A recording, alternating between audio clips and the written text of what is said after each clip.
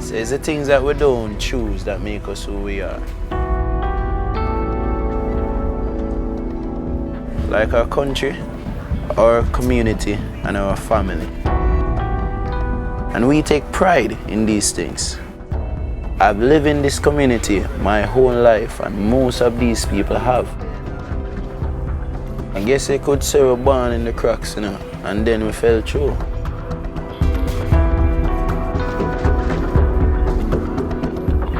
From the age of 6, I have to learn to cook from that age because my mother and my stepfather, when they would be at work, I have to, because I'm the eldest, so I have to be the one who have to babysit, have to cook to feed my sisters, get them ready to go to school and all of that, pick them up from school and so forth. We have days where we have food, days where we don't have no food. This is where I grew up. This is where life for Milano actually started. Here, you know, so welcome. Welcome. Welcome.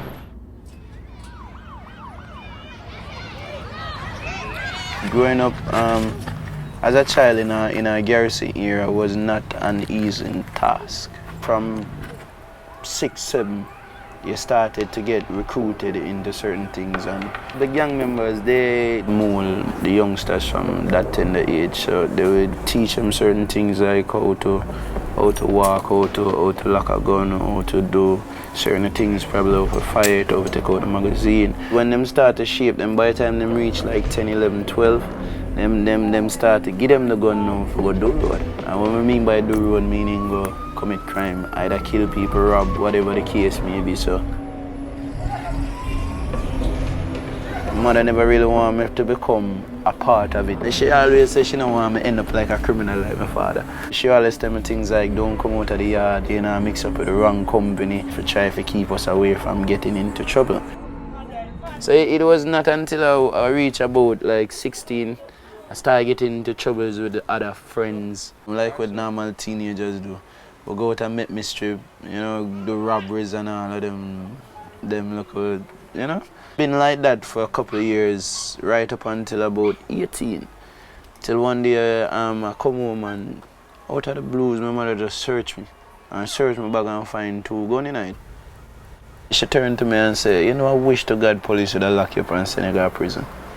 Because of the road that now I start to chat down. And believe you me, not a month after it happened.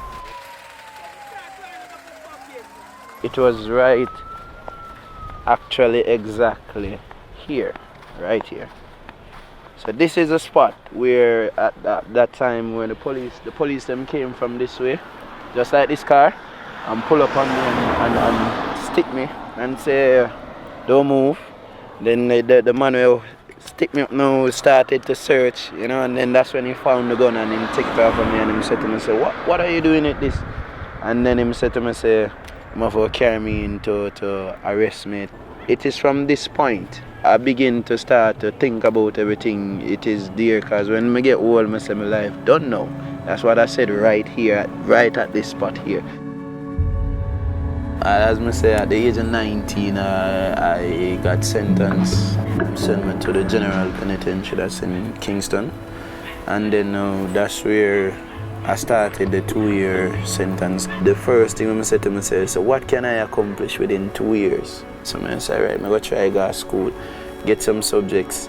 I'm going to try the school now. The school never work out because I said I'm never going to teach the subjects. So which area I have, and them say music. So I said, well, all right, then if I have to go learn music for the 2 years, I might as well. And that's where I started to learn how to play the guitar. I sat there and I listened and I tried to learn as quickly as possible. And they were fascinated about that because I said, I'm the first student to ever come amongst them that learned so fast. Within, call it 4 months out of learning music, I learned how to play the drums, to play the guitar. Then now them still said to me, say, I'm still learn too fast, so them started to let me teach. If I never got arrested, probably I would have been dead. Because when I came out from prison, I've realized that out of the 15 of us that was a part of the gang, only just 13 of us either passed away and or were in behind bars doing more time. As an ex-convict, you know, pointless try to get to work. I have an auntie where she linked with a church and the church called me, they want a musician. They in there play, the pastor said to me, say, "Mother, I want to go back to school." So I made up my mind to say whether I have money, yes or no, whether I have food, yes or no, whether I have somewhere to live, yes or no, me I go complete school. And that's how I came into contact with New Horizon.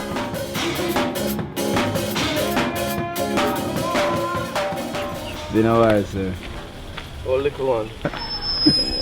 We focus here on training young men from the Winterspen area and beyond. We're talking about high violence, high crime areas, especially in this diaspora here in Winterspen, Spanish Town. We are sitting right in a hotbed of one of the most murderous places in the world. So it is very often the case that these young men have experienced traumatic situations. They've seen murders, they've seen very violent things in their lifetimes. They're sometimes, many times, traumatized. So it is not an easy thing to be able to diffuse all those things, just to get to the heart of a young man, just for him to be able to safely and comfortably imbibe all the engineering skills that he needs to. Dimino came to us right out of prison, pretty much days out of prison, one of the hardest prisons in Jamaica. So we helped him with his meals and with, you know, his income and so on, so that he could basically survive. And I see his progress as being exceptional. Mr. Barnett has played a very vital role in my life. Why? Because he had taught me all the things that my father have never taught me. And him always giving me good advice, and him always encouraged me to do my best. We've trained just under 600 guys here at the facility over the years. Most of these young men, the average profile of one of these guys would be that they're raised by a single mom. 95% of our young men don't know their fathers. Jermaine! Jermaine! Jermaine, to me, is the archetype, if you like, of an average Jamaican youth who is just having difficulties in every sense of the word. No father figure, a single mom raising him, coming from a poor area, low literacy level, involvement in gangs, a low self-esteem, which helps you to be drawn out by the guys.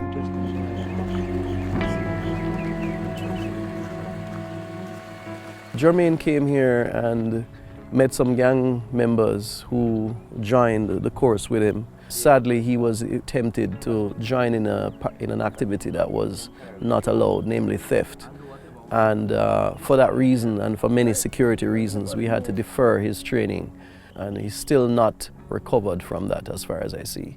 I'm at a black factory right now, and I get $1 a one for a black. We can move 1,500, that's a lot of work, but we don't try my best for. Just because I don't want to get in a certain thing, go up on the road and, you know. Would love if he could come into another program and, you know, we work with him and give him a second chance. The training and work experience received there helps the students to be ready for the job market. We at the Caribbean Development Bank believes that livelihood models like this one can help the region reduce its level of poverty. Some of us were really trying to make a better life. I am currently now a security officer.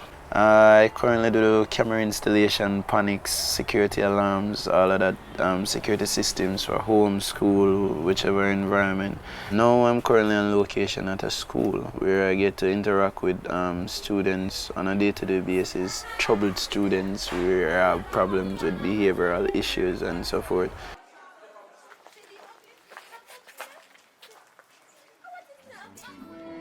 It's almost 2 years now since I got married, and I've got my first child. Being employed now in Jamaica is quite a bit challenging when you only have one job, because even, for example, now me and my wife, we just make probably just an average like 106,000 a month, right? And that basically is still not enough to do much things, because The prices of food and the prices of stuff here are very high.